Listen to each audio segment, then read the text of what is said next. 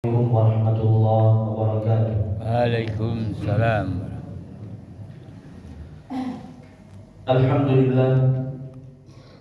Alhamdulillah wassalatu wassalamu ala Rasulillah wa ala alihi wa sahbihi wa mawala. Asyhadu an la ilaha illallah wahdahu la syarika lah. Wa asyhadu anna Muhammadan abduhu wa rasuluh. يا أيها الذين آمنوا اتقوا الله حق تقاته ولا تموتن إلا وأنتم مسلمون. يا أيها الناس اتقوا ربكم الذي خلقكم من نفس واحدة وخلق منها زوجها وبث منهما رجالا كثيرا ونساء. واتقوا الله الذي تساءلون به والأرحام إن الله كان عليكم رقيبا.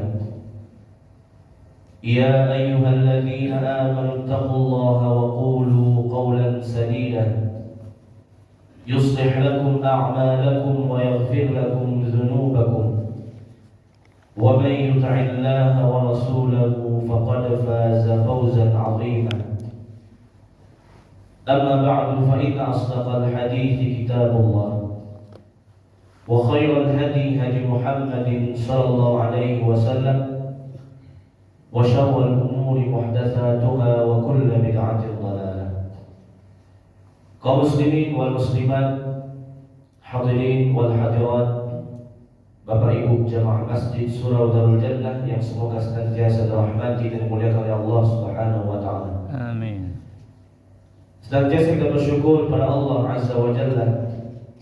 Allah senantiasa memberikan kepada kita berbagai macam nikmat dan karunia, sehingga pada subuh ini kita berkumpul di rumah Allah Subhanahu wa taala untuk melaksanakan ibadah dan ketaatan kepada-Nya serta menghadiri majelis ilmu, mempelajari Al-Qur'anul Karim. Kemudian salawat dan salam kita mohonkan kepada Allah agar disampaikan kepada Nabi kita Nabi Muhammad sallallahu alaihi wasallam. Allahumma shalli ala Muhammad wa ala ali Muhammad. Semoga salawat dan salam juga tercurah kepada keluarga beliau, istri-istri beliau, kepada para sahabat dan orang-orang yang mengikuti beliau dengan benar hingga hari kiamat. Bapak Ibu dirahmati Allah Subhanahu wa taala, kembali kita melanjutkan kajian tafsir Al-Quran. Pada pertemuan sebelumnya kita membahas surat Al-Baqarah ayat 80 sampai 83. InsyaAllah ta'ala pada pagi ini kita lanjutkan dengan ayat 84 sampai 86.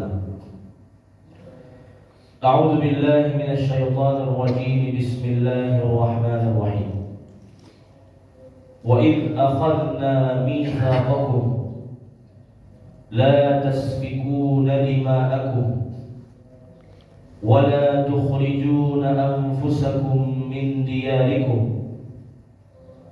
ثُمَّ أَقْرَرْتُمْ وَأَنْتُمْ تَشْهَدُونَ ثُمَّ أَنْتُمْ هَؤُلَاءِ تَقْتُلُونَ أَنفُسَكُمْ وَتُخْرِجُونَ فَرِيقًا مِنْكُمْ مِنْ دِيَارِهِمْ تَظَاهَرُونَ عَلَيْهِمْ بِالْإِثْمِ وَالْعُدْوَانِ وَإِنْ يَأْتُوكُمْ أُسَارَى تُفَادُوهُمْ وَهُوَ مُحَرَّمٌ عَلَيْكُمْ إِخْرَاجُهُمْ أَفَتُؤْمِنُونَ بِبَعْضِ الْكِتَابِ وَتَكْفُرُونَ بِبَعْضٍ فما جزاء من يفعل ذلك منكم إلا خزي في الحياة الدنيا ويوم القيامة يردون إلى أشد العذاب وما الله بغافل عما تعملون أولئك الذين اشتروا الحياة الدنيا بالآخرة فلا يخفف عنهم العذاب ولا هم ينصرون. Bapak Ibu rahmati Allah Subhanahu wa taala. Terjemahan dari ayat 84. Allah berfirman, dan ingatlah ketika kami mengambil janji darimu, janganlah kamu menumpahkan darahmu dan mengusir dirimu dari kampung halamanmu. Kemudian kamu berikrar dan bersaksi atas hal tersebut. Ini juga merupakan di antara perjanjian yang Allah Subhanahu wa taala ambil dari Bani Israel. Mereka dilarang untuk menumpahkan darah mereka dan melarang untuk mengusir mereka dari negeri-negeri mereka. Apa yang dimaksud dengan dilarang menumpahkan darah mereka? Ini merupakan larangan Allah Subhanahu wa taala terkait pembunuhan, baik membunuh diri sendiri maupun membunuh orang lain. Kedua-duanya pembunuhan ini dilarang oleh Allah Subhanahu wa taala, termasuk dosa yang sangat besar. Allah mengatakan, wahai Bani Israel, janganlah kalian menumpahkan darah kalian. Artinya, wahai Bani Israel, janganlah kalian membunuh, baik membunuh diri kalian maupun membunuh diri orang lain. Kenapa Allah sampai mengatakan hal seperti ini? Karena ini banyak terjadi di kalangan Bani Israel. Banyak terjadi al-qatl, pembunuhan, baik al-qatlu bi nafsihi atau qatlu bi ghairihi, baik membunuh dirinya sendiri maupun membunuh orang lain. Dalam riwayat hadis disebutkan, dalam hadis riwayat Bukhari dari sahabat Jundub bin Abdullah radhiyallahu anhu, Rasulullah sallallahu alaihi wasallam bersabda, "Kana fi man kana qablakum rajulun bihi jurhun fajazi'a fa'akhadha sikkinan fahazza biha yadahu fama raqqa ad-dam hatta mat." Dahulu sebelum kalian, kata Nabi sallallahu alaihi wasallam, yang dimaksudkan oleh Nabi adalah orang-orang Bani Israel. Ada salah seorang di antara mereka yang tertimpa penyakit, menahun, tidak kunjung sembuh. Akhirnya dia tidak bersabar, akhirnya dia berputus asa. Akhirnya apa? Dia ambil pisau, kemudian dia tusukkan ke tubuhnya, famata. Akhirnya dia meninggal dunia. Qala Allah Ta'ala, badarani 'abdi bi nafsihi haramtu 'alaihi al-jannah. Maka Allah Subhanahu wa taala mengatakan, orang-orang yang seperti ini yang membunuh dirinya, maka dia sudah bersegera untuk berjumpa denganku dan aku haramkan untuknya surga. Ini bahayanya dosa membunuh diri. Allah akan mengharamkan untuknya surga, dan dia akan diazab di neraka. Bukannya untuk Bani Israel saja, tapi untuk kita semua. Dilarang untuk membunuh diri sendiri. Wala taqtulu anfusakum innallaha kana bikum rahima, kata Allah dalam surah An-Nisa. Janganlah kalian membunuh diri-diri kalian. Sesungguhnya Allah Maha Pengasih, Maha Penyayang kepada kalian semua, wahai manusia. Wa may yaf'al dzalika 'udwanan wa zulman fasawfa nuslihi nara wa kana dzalika 'ala Allah yasira. Siapa saja yang melakukan hal tersebut, yaitu membunuh dirinya sendiri, maka kami akan masukkan dia ke dalam api neraka. Dan itu adalah hal yang mudah bagi Allah Subhanahu wa taala. Dan perbuatan membunuh diri ini merupakan perbuatan yang orang-orang kafir, bukan perbuatan muslim. Karena orang kafir meyakini kehidupan itu hanya kehidupan dunia. Dengan kematian mereka sudah selesai urusannya. Berbeda dengan kita sebagai muslim, kita meyakini kehidupan dunia itu adalah gerbang menuju akhirat. Dunia adalah sementara mempersiapkan bekal takwa dan amal saleh sebelum menempuh alam barzakh, menempuh alam akhirat pada mahsyar. Tapi orang-orang kafir, mereka tidak meyakini hari kiamat, tidak meyakini alam kubur. Makanya mereka menempuh hal tersebut. Mereka tak sanggup lagi menghadapi ujian-ujian dunia, maka mereka menempuh jalan pintas, yaitu membunuh diri mereka. Begitulah keyakinan dari orang kafir. Wa qalu aidza kunna 'idhaman wa rufatan a inna lamab'utsuna khalqan jadida. Orang-orang kafir mengatakan, kalau mayat kami sudah hancur lebur menjadi tulang belulang, mana mungkin kami akan dibangkitkan oleh Allah di hari kiamat, diciptakan dalam wujud yang baru. Begitulah keyakinan orang-orang kafir. Dan jangan sampai kita sebagai muslim mengamalkan hal seperti ini. Na'udzubillah min dzalik. Dalam hadis riwayat Bukhari, sahabat Thabit bin Dhahhak radhiyallahu anhu mengatakan, Rasulullah sallallahu alaihi wasallam bersabda, "Wa man qatala nafsahu bi syai'in fid dunya, 'udziba bihi yaumal qiyamah." Siapa saja yang membunuh dirinya di dunia dengan cara apapun, maka dengan cara itu juga dia akan diazab di akhirat. Dengan cara itu juga dia akan diazab di dalam api neraka.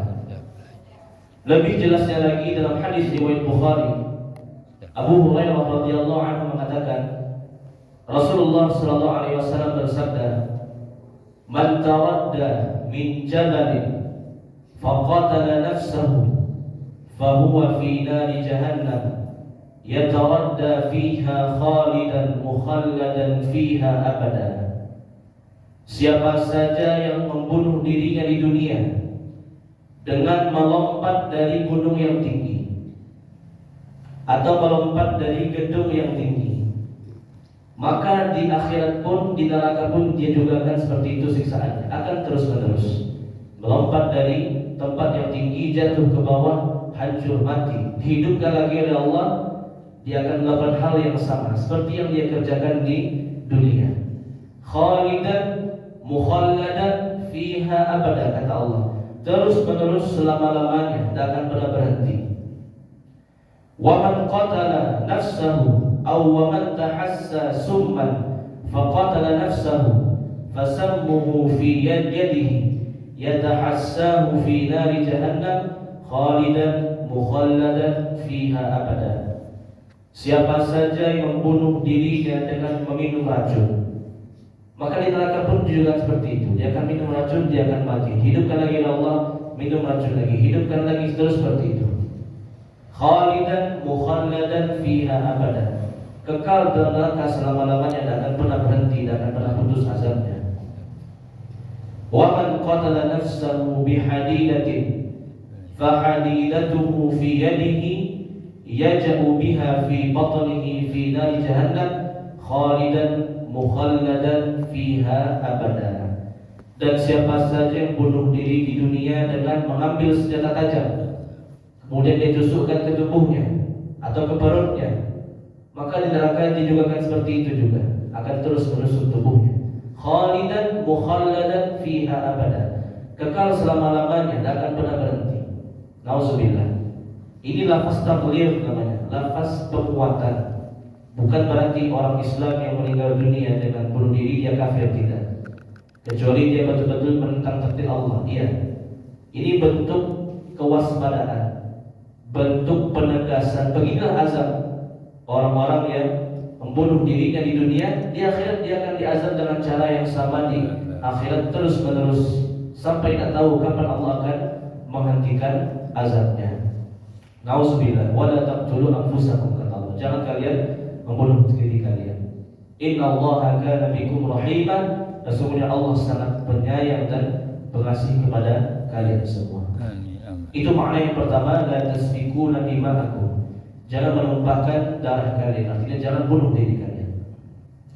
Bapak Ibu rahmati ya Allah Subhanahu wa taala, begitu juga la tasfikuna dima'akum, janganlah menumpahkan darah kalian, artinya membunuh orang lain.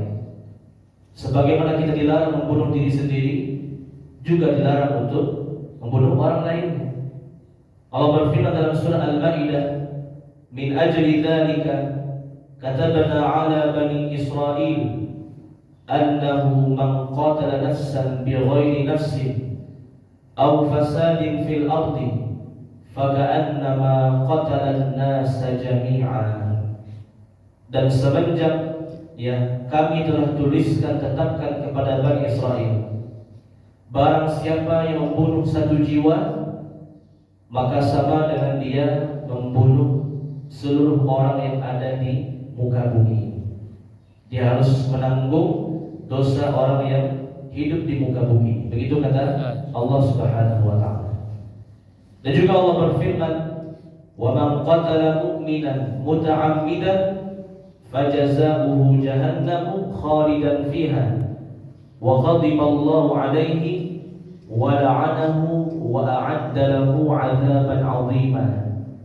Siapa saja yang membunuh satu orang beriman, maka balasannya adalah api neraka jahanam selama-lamanya. Dia kekal di dalamnya, dimurkai oleh Allah, dilaknat oleh Allah, dikutuk oleh Allah, dan dia mendapatkan azab yang sangat besar. Itu hanya satu yang dia bunuh, apalagi banyak. Jangankan orang beriman, membunuh orang kafir saja, kalau bukan dalam konteks peperangan, dilarang dalam agama Islam. Man qatala mu'ahadan lam yarih raihatal jannah wa inna rihaha tujadu min masirati arba'ina 'ama. Siapa saja yang membunuh orang kafir yang hidup damai, yang tidak memerangi umat Islam, maka di hari kiamat dia tidak akan mencium bau surga. Padahal bau surga itu dapat tercium dari jarak 40 tahun. Itulah bahayanya menghilangkan nyawa. La taqtulu anfusakum, la tasfikuna dima'akum. Janganlah kalian menumpahkan darah kalian dengan membunuh diri kalian sendiri atau membunuh orang lain. Kedua-duanya merupakan dosa yang sangat besar di sisi Allah Subhanahu wa ta'ala. Bapak Ibu rahmati Allah Azza wa Jalla. Dan pembunuhan ini pertama kali dikerjakan oleh Habil dan Qabil, dua anak Adam. Yang Qabil benci kepada si Habil, ditipu daya oleh syaitan yang terkutuk, kemudian dia membunuh saudaranya sendiri. Dan kata Nabi sallallahu alaihi wasallam, Habil atau Qabil ini akan terus menanggung dosa setiap pembunuhan yang terjadi di muka bumi, karena dia yang pertama kali memulai pembunuhan. Begitu kata Nabi sallallahu alaihi wasallam, Qabil salah seorang anak Adam akan menanggung dosa setiap pembunuhan yang terjadi di muka bumi ini sampai hari kiamat. Li'annahu man bada'a al-qatl, kata Nabi, karena dia yang pertama kali memulai pembunuhan. Wala tukhrijuna anfusakum min diyarikum, dan janganlah kalian mengusir diri kalian dari negeri-negeri kalian. Artinya janganlah kalian saling berbuat zalim, saling berbuat kejahatan, aniaya di antara sama kalian, sehingga menyebabkan orang-orang yang terzalimi keluar dari negerinya. Menunjukkan bahwasanya orang-orang Bani Israel, mereka tidak hanya zalim kepada selain mereka, bahkan sesama Bani Israel pun mereka berbuat zalim, berbuat aniaya. Wa akhdhihim riba wa qadanuhu anhu wa aklihim amwalan nasi bil batil. Mereka orang-orang Bani Israel mengambil harta riba, meminjamkan kepada saudaranya, tolong balikkan lebih. Begitu sifat dari Bani Israel. Wa aklihim amwalan nasi bil batil, dan memakan harta manusia dengan cara-cara yang batil, dengan cara-cara yang diharamkan, baik melalui riba atau judi, atau menjual hal-hal yang Allah haramkan, atau berubah hal-hal yang diharamkan oleh Allah Subhanahu wa ta'ala. Rishwah, sogok menyogok, semua dilakukan oleh orang-orang Yahudi atau Bani Israel. Bahkan sesama mereka, yang kaya menindas yang miskin, yang kuat menindas yang lemah. Orang-orang Yahudi tidak hanya menjajah orang lain, tapi juga menjajah bangsa mereka sendiri, sehingga mereka yang miskin-miskin ini, yang lemah-lemah ini terpaksa hijrah, keluar dari negeri mereka, menghindari kezaliman dari orang-orang di zaman itu. Termasuk di antara adalah kisah Ashabul Kahfi, yang mereka pemuda yang beriman, yang menyelamatkan imannya. melarikan diri ke gua. Karena apa? Karena terjadi kezaliman di tengah-tengah Bani Israel. Penguasa yang berbuat zalim, rakyatnya juga berbuat zalim. Bahkan yang beriman diancam, dieksekusi, dibunuh. Maka Ashabul Kahfi ini melarikan diri ke gua, menyelamatkan imannya, menyelamatkan takwanya. Kemudian mereka tertidur selama 309 tahun. Setelah itu baru mereka bangun, keluar mereka dari gua, kembali ke negeri mereka. Ternyata zaman sudah berubah, penguasa sudah berganti dengan orang-orang yang beriman kepada Allah. Begitupun orang-orang Yahudi, kenapa mereka bisa pindah ke kota Madinah? Karena terjadi kezaliman di Baitul Maqdis pada waktu itu. Sesama orang-orang Yahudi, mereka saling berperang, mereka saling membunuh, mereka saling menjajah, mereka terpisah-pisah, tercerai-berai. Datanglah kekaisaran dari luar, Romawi dan Assyria, menghancurkan negeri mereka karena mereka telah berbuat zalim. Akhirnya mereka dikuasai oleh orang-orang kafir. Akhirnya mereka melarikan diri dari Baitul Maqdis, berpencar di muka bumi, termasuk mereka pergi ke kota Madinah. Itu kata Allah Subhanahu wa taala, "Wa id akhadna mitsaqakum la tasfikuna dima'akum wa la tukhrijuna anfusakum min diyarikum." Wahai Bani Israel, jangan kalian menumpahkan darah, membunuh diri kalian atau membunuh orang lain.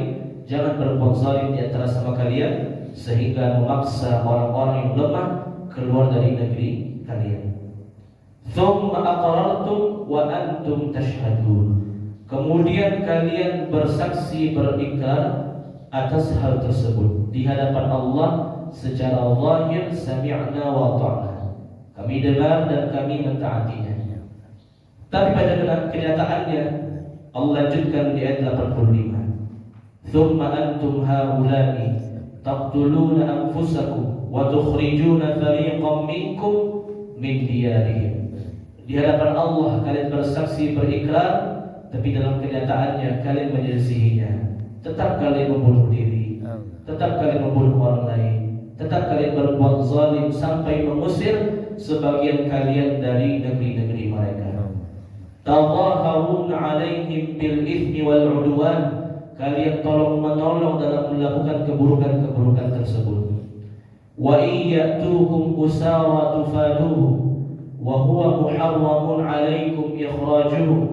Ketika orang-orang yang tertawan datang kepadamu, kalian menebus mereka, padahal kalian sejak awal dilarang untuk mengusir mereka.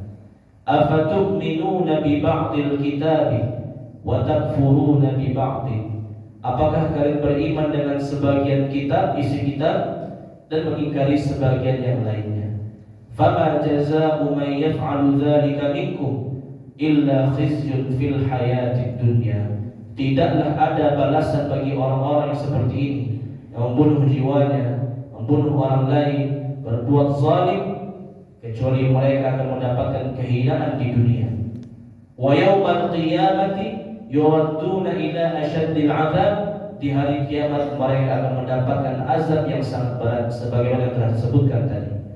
Wa mallahu bighafilin 'amma ta'malun. Dan Allah tidak pernah lalai, tidak pernah lengah dari apa saja yang kalian kerjakan.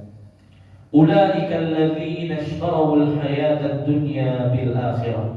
Mereka yang melakukan pembunuhan, yang melakukan kezaliman, sebenarnya mereka hanya mencari dunia. Mereka meninggalkan bagian mereka dari akhirat yang telah Allah sediakan. Fala yukhaffafu anhumul 'adzab wa la hum yunsarun. Tidak akan diringankan azab mereka di hari kiamat. Mereka tidak akan ditolong oleh Allah Subhanahu wa taala. Maka dari 3 ayat ini kita mengambil pelajaran, dilarang bagi kita untuk menumpahkan darah, baik membunuh diri sendiri maupun orang lain, dan juga dilarang untuk berbuat kezaliman di antara sesama kita, karena kezaliman tanggung jawabnya bukan hanya kepada Allah, tapi kepada orang-orang yang dizalimi. Ya, orang-orang yang berbuat zalim dia harus mohon ampun pada Allah dan menyelesaikannya kepada manusia yang dia zalimi. Kalau tidak, maka akan menjadi kezaliman dan kegelapan di hari kiamat, Ittaqul zulma fa inna zulma zulumatun yaumal qiyamah. Takutlah kalian berbuat zalim, karena kezaliman akan menjadi kegelapan di hari kiamat. Maka lahu mazlamatun li akhihi min 'irdihi aw min syai'in falyatahallalhu minhu al-yawm qabla an la yakuna dinarun wa la dirhamun. Siapa saja yang pernah berbuat zalim kepada saudaranya, selesaikan di dunia, sebelum di akhirat nanti tidak ada lagi dinar, tidak ada lagi dirham. Tak bisa lagi menebus dengan harta. Menebus dengan apa? Dengan amal saleh yang kita kerjakan. Nabi bertanya kepada para sahabatnya, "Atadruna mal muflis?" Wahai para sahabatku, siapakah kalian tahu di antara kalian orang yang muflis, orang yang bangkrut, yang pailit? Sahabat mengatakan, "Al-muflisu fina man la dirham lahu wa la mata'." Orang yang bangkrut, pailit di antara kami adalah orang yang tidak punya dinar dan tidak punya harta benda.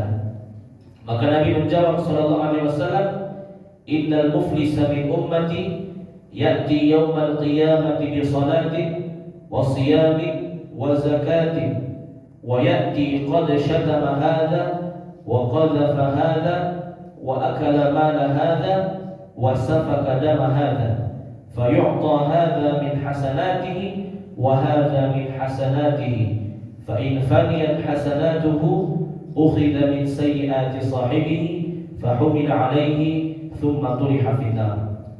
Kata Nabi sallallahu alaihi wasallam, orang yang bangkrut di antara umatku adalah orang-orang yang datang di hari kiamat membawa pahala salat, membawa pahala puasa, membawa pahala zakat, rajin beribadah kepada Allah.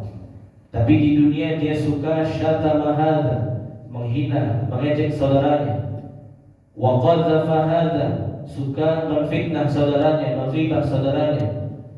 Wa akala mala hadza, mengambil harta saudaranya dengan cara yang zalim. Wa daraba hadza, dia suka memukul, merendang saudaranya. Wa safaka dama hadza, dan bahkan dia menumpahkan darah saudaranya. Apa yang terjadi di hari kiamat? Fa yu'ta hadza min hasanatihi wa hadza min hasanatihi. Dibariskanlah orang-orang yang pernah dia zalimi di dunia, maka amal ibadahnya akan dibagi-bagikan, diberikan kepada orang-orang yang pernah dia zalimi. Fa in faniyat hasanatuhu, kalau pahalanya itu habis, namun perkara kezaliman yang belum selesai di hadapan Allah, ukhidha min sayyiati sahibihi, maka dia harus siap menanggung dosa-dosa orang yang pernah dia zalimi tersebut. Ringanlah timbangan kebaikannya, berat timbangan keburukannya. Fa humila alaihi thumma turiha finnar, maka dia akan direnggut, dibawa ke dalam api neraka, dilempar ke dalam api neraka jahanam. Inilah pelajaran kita, tafsir kita pada pagi ini. Allah a'lam bishawab, larangan membunuh dan larangan berbuat zalim. Silakan kalau ada ibu yang bertanya.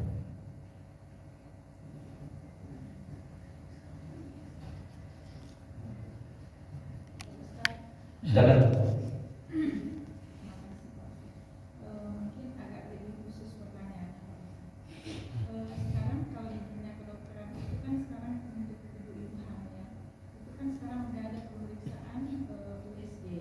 Jadi dari USG itu kita udah bisa menilai ini anaknya ini bagus, ini cacat, ini apa. Kita udah bisa menilai. Kemudian kalau misalnya anaknya cacat itu, apakah boleh kita mengakhiri kehamilannya, atau dan apa hukumnya bagi orang yang melakukan dan bagi si pasien itu sendiri? Terima kasih, Pak. Iya, berarti alasannya karena cacat ya. Ya, kalau karena cacat itu tidak boleh ya dilakukan pembunuhan atau mengakhiri ya dari janin tersebut. Tidak boleh digugurkan. Itu merupakan ujian Allah Subhanahu wa taala. Jadi harus terima. Apalagi janin tersebut sudah berusia 4 bulan, ya itu sudah ditiupkan ruh ya ke dalam janin tersebut. Dia dihukumi sebagai orang yang hidup, yang sudah bernyawa. Yang melakukannya dan yang mengizinkannya, na'udzubillah, anak khawatir terjatuh dalam perkara pembunuhan. Ya, yang terancam dengan neraka Allah Subhanahu wa taala.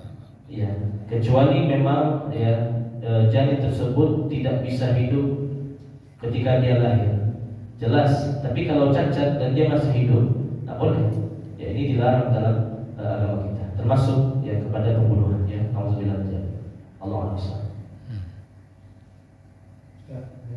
Ya. Jadi kan Ustaz bilang kalau orang membunuh tidak diampuni dosa. Ya. Kalau seandainya di dunia ini dia bertobat nasuha, menyesali perbuatannya, bagaimana? Baik, ya. Memang disebutkan bahwasanya orang yang membunuh, baik membunuh diri sendiri maupun membunuh orang lain, dosanya sangat berat, kekal di neraka, dilaknat, dikutuk oleh Allah, dimurkai oleh Allah. Namun para ulama menjelaskan selain dosa syirik, ya, maka itu tidak mengekalkan di neraka. Tapi kenapa Allah menyebut hal ini agar manusia tidak bermudah-mudahan melakukannya? Ya, ini disebut dengan wa'id, ancaman yang sangat keras. Dalam kaidah agama kita tidak ada dosa yang mengekalkan di neraka selain kesyirikan, kekufuran. Orang Islam yang melakukan perbuatan dosa besar dan dia belum bertaubat, maka dia disebut dengan sahibul kabirah, pelaku dosa besar. Maka dia itu tahtal masyiah, di bawah kehendak Allah. Kalau Allah mau, maka Allah akan mengampuninya. Kalau tidak, maka dia harus diazab di neraka dulu sampai habis dosa-dosanya. Itu kaidah yang perlu kita pahami. Dosa-dosa besar selain syirik, selain murtad, selain keluar dari Islam, maka itu tidak mengekalkan orang Islam tersebut di neraka. Tapi kenapa Allah sebut dengan dia di neraka selama-lamanya? Ini bentuk wanti-wanti, hati-hati. Seandainya Allah mau, maka itulah azab yang akan dia terima di akhirat. Tapi Allah sudah menyebutkan di An-Nisa, innallaha la yaghfiru ay yushraka bihi wa yaghfiru ma duna dzalika liman yasha. Allah tidak mengampuni pelaku kesyirikan yang belum bertaubat. Dan Allah masih bisa mengampuni selain syirik, yang di bawah dosa syirik. Dosa syirik, dosa kafir itu paling besar dosanya, yang paling tinggi. Di bawah dosa syirik adalah meninggalkan kewajiban, perbuatan-perbuatan dosa. Orang Islam yang melakukan perbuatan dosa besar dan dia meninggal dalam kondisi itu, maka peluang surganya masih ada. Ya, tapi dia mungkin harus ke neraka dulu menghabiskan dosa-dosanya. Tapi kalau dia berbuat syirik, belum tobat, meninggal dunia membawa dosa syirik, itu yang berbahaya. Itu yang bisa mengekalkan di neraka. Maka nas-nas dalil-dalil seperti ini sifatnya wa'id, ancaman yang sangat keras agar manusia menjauhi dosa-dosa tersebut. Lalu bagaimana dengan pembunuh? Dia pernah membunuh, bagaimana cara dia tobat nasuhanya? Tobat nasuhanya, kalau ke orang yang kebunuh tidak bisa lagi minta maaf, gimana caranya? Dan dihilangkan nyawanya. Siap-siaplah di hari kiamat ketemu dengan orang yang dia bunuh. Kenapa dia membunuh orang tersebut? Pasti akan dibuka mahkamahnya di hadapan Allah. Meskipun di dunia dia bebas, meskipun di pengadilan dunia dia selamat, tapi tetap dia akan dibuka lagi pengadilannya di hadapan Allah kepada orang-orang yang pernah dia bunuh. Awwalu ma yuqda yaumal qiyamah fid dima, kata Nabi. Pengadilan di hari kiamat yang pertama kali seputar darah, itu seputar pembunuhan. Pasti akan dibuka lagi oleh Allah. Meskipun di dunia dia selamat dari hukum dunia, dia bersih, tidak dihukum di dunia, tak dipenjara, dia tetap dia akan dibuka lagi. Sekarang kalau dia betul-betul taubat, maka taubatnya kepada Allah, taubatan nasuha. Seperti orang di Bani Israel dulu yang pernah membunuh 100 orang. Ya, dia membunuh 99 orang awalnya. Kemudian dia mendatangi ahli ibadah, wahai ahli ibadah, aku sudah membunuh 99 orang. Apakah masih bisa taubatku diterima oleh Allah? Maka ahli ibadah ini dia kurang ilmu, dia mengatakan, oh 99 itu sudah banyak, tidak mungkin lagi Allah akan menerima taubatmu. Akhirnya dia emosi, dia bunuh ahli ibadah itu, genap menjadi 100. Menyesal lagi, dia cari lagi siapa yang bisa dia tanya, apakah dia bisa taubat pada Allah. Dia mendatangi salah seorang ahli ilmu, dia bertanya, wahai ahli ilmu, apakah dosaku bisa diampuni oleh Allah? Aku sudah membunuh 100 orang. Maka ahli ilmu tersebut mengatakan, bisa, taubatlah kepada Allah, dan tinggalkanlah negeri ini di mana kamu berbuat pembunuhan ini. Dia pergi, dia taubat pada Allah, dia keluar dari negeri tersebut. Akhirnya di tengah perjalanan dia meninggal dunia. Datanglah dua orang malaikat, malaikat nikmat dan malaikat azab. Maka dihitung jaraknya, ternyata jaraknya lebih dekat kepada negeri orang yang beriman dibandingkan negeri orang-orang yang berbuat kefasikan. Akhirnya dia diampuni dosanya oleh Allah. Itu kaitannya dengan Allah. Tapi kaitannya dengan orang yang dia bunuh belum tentu. Nanti di hari kiamat akan dibuka lagi oleh Allah. Ya. Bahkan orang-orang yang membunuh, orang-orang jahiliyah yang membunuh anak-anak perempuannya, membunuh hidup-hidup anak perempuannya juga akan dipertanggungjawabkan di hari kiamat. Wa idzal mau'udatu su'ilat bi ayyi dzambin qutilat. Anak-anak perempuan yang dikubur hidup-hidup oleh orang jahiliyah, orang-orang musyrik akan dibangkitkan. Bi ayyi dzambin qutilat.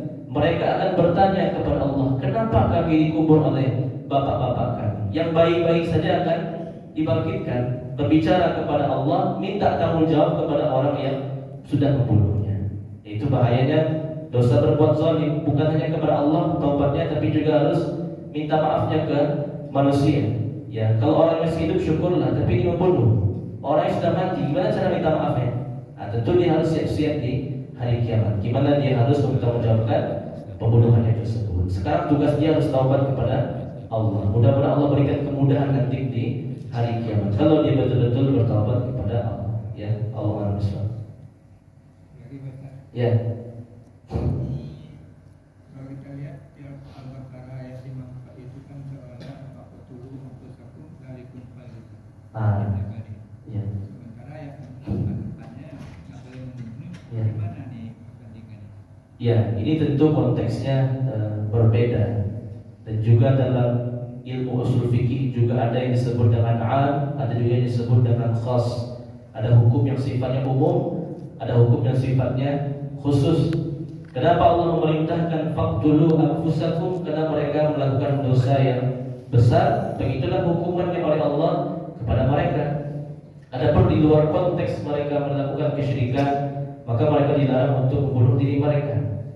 Dan juga telah disebutkan bagaimana cara mereka membunuh diri mereka, bukan dengan membunuh diri, tapi orang-orang beriman yang tidak menyembah patung anak sapilah yang membunuh orang-orang yang melakukan kesyirikan. Itu perintah Allah. Konteksnya adalah kisos. Ya, kisos itu adalah hukuman yang setimpal atas perbuatannya tersebut. Namun dalam kehidupan sehari-hari, maka mereka tidak boleh melakukan pembunuhan atas diri mereka maupun orang lain.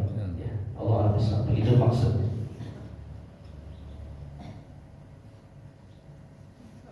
Silakan. Kisah Pak Ustaz, itu katanya hukumnya setimpal. Kemudian sekarang di negara kita kayaknya ada narkoba. Kemudian penyalurnya itu kan ada yang mati. Ya. Terus gimana itu? Apakah narkoba itu dengan hukuman matinya itu setimpal? Kemudian bagaimana dengan kalau kisah kan orang membunuh memang dibunuh itu? Iya, iya. Tapi yang narkoba dengan ini itu gimana? Baik, terkait orang-orang yang menggunakan narkoba, bagaimana hukumannya? Maka para ulama berbeda pendapat ya dalam masalah ini. Sebagian ulama mengkiaskannya, menganalogikannya dengan peminum khamar, peminum minuman keras. Maka disamakan hukumnya dengan orang yang minum keras. Dalam Islam, orang-orang yang minum minuman keras, maka hukumannya adalah dicambuk sebanyak 80 kali, sebanyak 3 kali. Tertangkap dia minum minuman keras, ini secara hukum Islam, maka dia ditangkap, dicambuk 80 kali, disuruh tobat. Kali yang kedua masih juga cambuk lagi 80 kali. Kali yang ketiga tertangkap lagi, dia dicambuk lagi 80 kali. Kali yang keempat tertangkap, tak cambuk lagi, hukum mati. Ya, itu hukum Islamnya seperti itu. Sebagian ulama mengkiaskan, menganalogikan ya orang-orang yang memakai narkoba atau pengedar narkoba sebagai orang yang minum minuman keras. Maka dia dihukum seperti orang peminum khamar, seperti yang saya jelaskan tadi. Dan sebagian ulama mengatakan tidak, narkoba ini tidak bisa dianalogikan kepada minuman keras. Maka dia adalah hukum tersendiri dan hukumnya itu disebut dengan ta'zir, diserahkan kepada kebijakan pemimpin. Apakah dipenjara seumur hidup atau penjara 40 tahun atau bahkan dibunuh. Karena beberapa dosa itu tidak ada hukum pidananya dalam Al-Quran dan hadis. Kaidah mengatakan setiap kriminal yang tidak ada hukum pastinya di Al-Quran maupun hadis, maka hukumannya ta'zir, dikembalikan kepada pemimpin. Apa kebijakannya terkait orang-orang yang narkoba atau seperti korupsi, itu kan ada hukumannya di Al-Quran atau hadis. Maka diserahkan kepada pemimpin tersebut ta'zir. Dia berembuk, bermusyawarah dengan dewannya, dengan majelis MPR atau apa legislatif di tempat kita atau eksekutif, ya. Mereka berembuk merumuskan atau memutuskan apa hukumannya untuk orang tersebut. Ya begitu. Allah alam bisawab, Anda lebih cenderung kepada bahwasanya narkoba ini tidak dikiaskan, tidak dianalogikan kepada minuman keras. Dia hukumannya ta'zir, diserahkan kepada pemimpin. Apakah di penjara atau denda atau dia harus dihukum mati, itu dikembalikan kepada pemimpin. Ya Allah alam bisawab.